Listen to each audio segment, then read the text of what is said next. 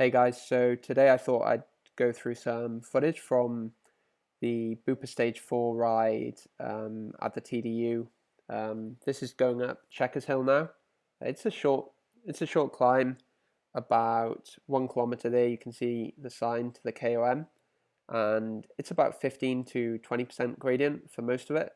This bit's a little shallower, just getting up to the hill, and yeah, it's on the bupa ride, so there's about 8,000 cyclists that ride in the morning the route for the stage, which is about 160 kilometers through the Adelaide Hills, and most of the guys are people who don't ride that often. So it's great to see so many people out on their bike pushing really hard, just trying to complete it as a personal challenge. So the power meter numbers are on the left with the cadence below it, and then the speed on the right hand side. And now we're starting to pass some riders. I think I counted about almost 200 riders I passed in this GoPro clip. So there was definitely some bodies on the road. And yeah, most of the problems most of the riders had were not having easy enough gearing for the hill and going off a bit too hard at the start, because it ramps up pretty steep at the end, and even though it's a short hill, it still takes you three minutes or so to climb. So if you're going pretty hard at the start, you're going to struggle on that last 20% kicker, especially if you don't have great gearing for it. So I had like a compact chainring and then a 32 on the back, which is pretty good for anything around Adelaide. I've only ever gone easier than that in Thailand when I put a 40 cassette on the back, because we did some crazy mountains over there. But yeah, for anything short like this, as long as you do have the gearing to get up, it doesn't really matter that your cadence drops a bit. But as you can see, my cadence is still, even on this steep section now, in the 80s, around 480 watts. And yeah, a lot of the riders to the side there, to the left, you can see he's probably pushing similar watts, but only about 50 cadence, which is quite a difference really. And now we're trying to squeeze through some riders in the traffic.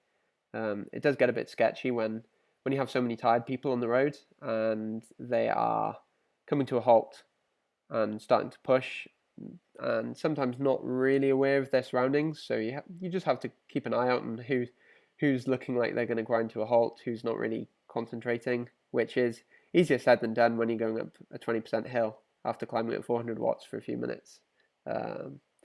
So yeah, you just gotta slow up a bit and just find your own passage through. I would say it's helped me a lot, and it would help a lot if you know how to track stand and feel comfortable at riding sort of very slowly and coming to a halt on your bike without panicking and clipping out.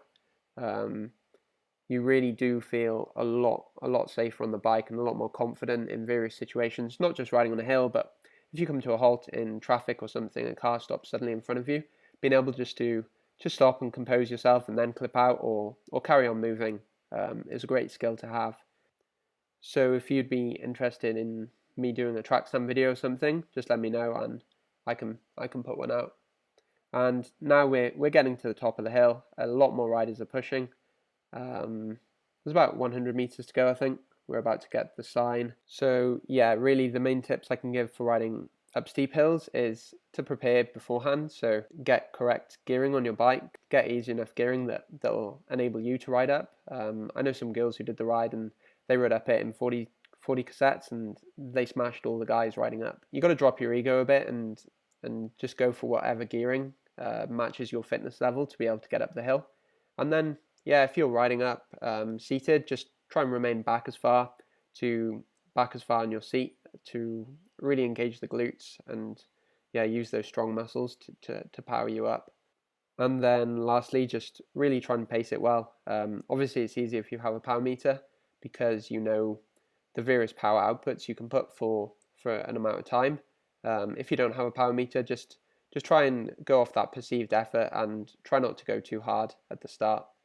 And yeah, I'm going to be in Adelaide for the next maybe 3 weeks and then over to the Gold Coast before heading back to the UK. So hopefully I'll be able to put out a bunch more videos before I go.